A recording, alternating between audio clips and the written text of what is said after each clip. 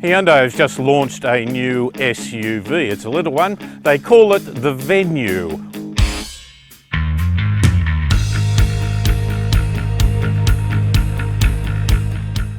Why? Well, they want you to think of it as the place to be. Clever marketing. They also call it an SUV. Perhaps we need to consider a little bit about what that really means. Hyundai launched their first SUV, the Santa Fe, in 2001. It was a big car. It was a clear derivative of a four-wheel drive, but with a little more comfort. Now, this is a little SUV, and where does it fit into the market? Well, their marketing terms say that it has the rugged looks of an SUV. It has the styling of an SUV, but it has the efficiency and maneuverability of a small car. And that's where it fits all together. While we have thought of SUVs deriving from four-wheel drives, this is clearly a case now where they are just really tall sedans. But there's an advantage in being a tall sedan and having that SUV appearance. A sedan in Australia usually sells for less. And so the Accent, which is now being moved out of the Hyundai fleet, you won't be able to buy one, is about $16,000 drive away. These start at $19,990, $20,000, with on-road costs. So it is an advantage for them to do them, but it also fits the market. People want a car that has a bit of image about it, but also sits up tall. So in that way, they are looking not just at the young urban market, but perhaps the retiree or the older person that is looking for a bit of height. So it's only two-wheel drive. It's never going to be for the rugged off-road, but the image is still there. Let's have a little bit of a look at how that image is reflected in its appearance. If you look at the side of this SUV, it really has some hatchback type images. It is certainly taller, but it uses a sloping roof to try and get away from that just plain boring station wagon look. You can see it in, say, the Range Rover Evoque, but it's nonetheless catches that spirit, more the hatchback with a bit of height. But the important point, if you want, for an SUV is to have a solid nose. And I was talking to the designers from Hyundai, and here you can see that the nose is higher when you compare to a sedan. And if you look round the front, the grille more aggressive, certainly more solid, and in fact the pattern in the grille here is quite pronounced. And I think that's part and parcel, along with nice big solid careful front lights arrangements, to making a strong image. Now it is a comparison to, or has a little bit of an element of, the Kona, which came out with the distinctive light shape up here, and this reflects that. It's not that much smaller, but it nonetheless gives Hyundai an avenue into a market with a strong SUV-like image. You can get a Venue in a range of traditional colours or with a standout bright apple green appearance. Top of the range elite models come with a two-tone roof.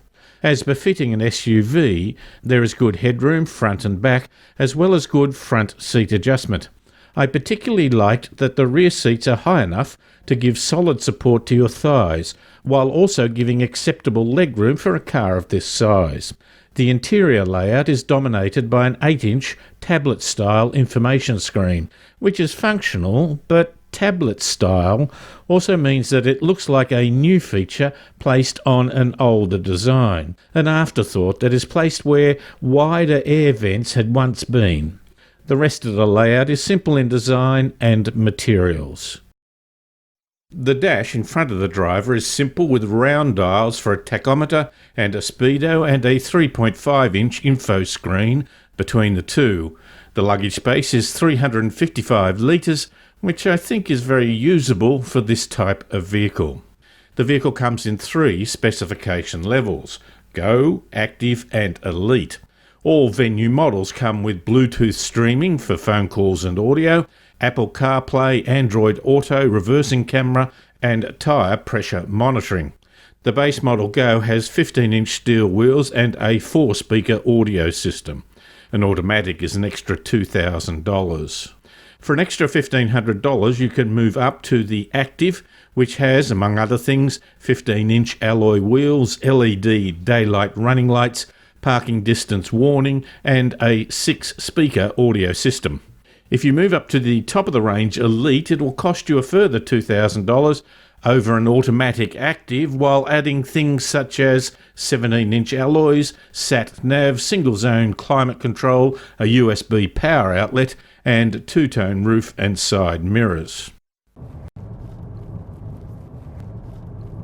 So here we are driving the Hyundai Venue through the rural areas, inland from the Sunshine Coast, through the hinterland. It's a lovely drive. I really enjoy this. It's great roads that are busy enough for you to be involved with without being dangerous. And of course they have little shopping centres or little community centres along the way that have a certain personality, vibrancy without being tacky.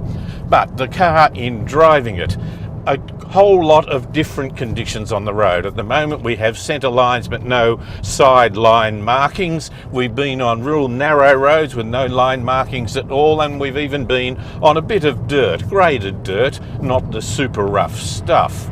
The car, it's light and easy. It's not particularly hard to get used to and to drive. It has an engine that's been around for some time with not a lot of power, and being not turboed, it means that it gets its maximum power at 6,300 revs, so you've really got to rev it out. 151 Newton meters of torque, combined in this case with the 6-speed automatic gearbox. That's been around for some time too, but gee, I reckon it's a good one. It works well, you don't notice it that much.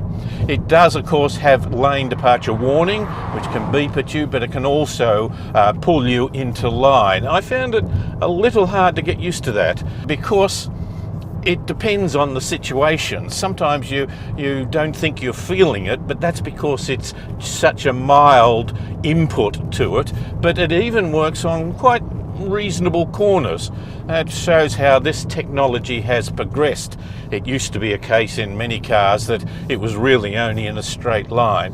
This works, and certainly on a tight corner you feel that pull of the steering wheel.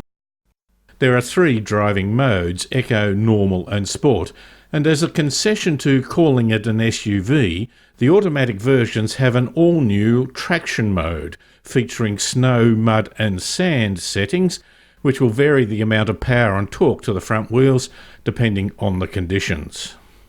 In terms of safety features, Hyundai's Smart Sense Safety Suite is standard on every Venue, with automatic emergency braking, lane keeping assist, driver attention warning and high beam assist.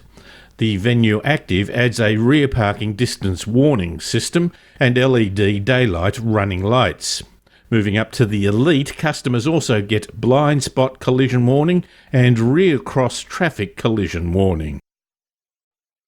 So, in conclusion, the Hyundai Venue is a moderately powered small SUV fit for purpose, with the understanding that you will be paying $2,000 to $3,000 above the price for a similar sedan hatchback in order to get an SUV image and a car you can step up into rather than having to struggle to get down into the vehicle.